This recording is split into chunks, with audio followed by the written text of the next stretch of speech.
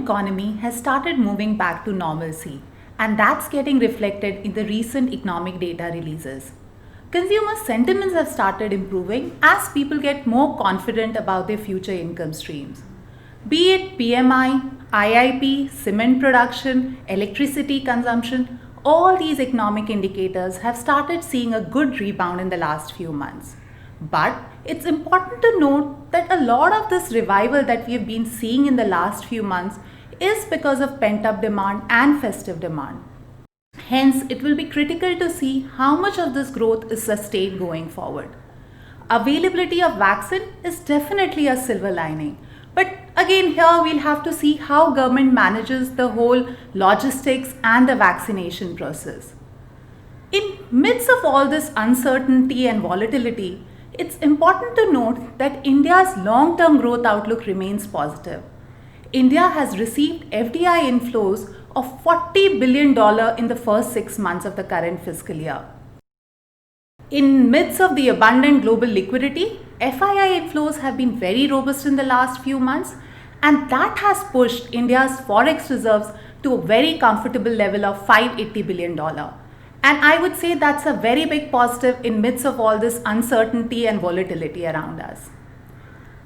With economic revival better than what was anticipated, many of the agencies have started revising upwards India's GDP growth projection.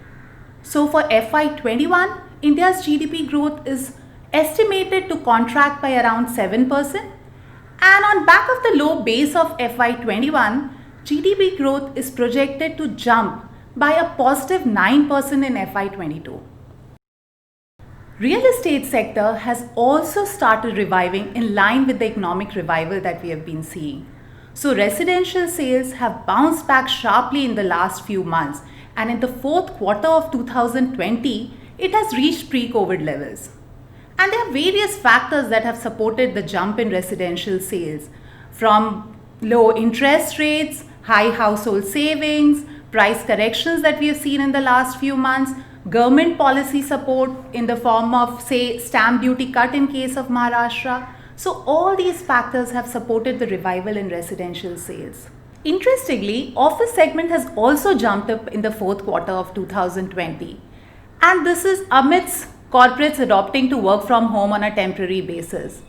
And it's important to note that large global tech players have started relooking at the expansion plans, and that's a big positive for India.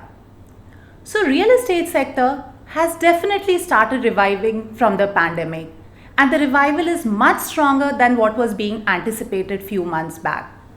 Going forward, the trajectory of the sector would depend on the COVID situation and the economic revival.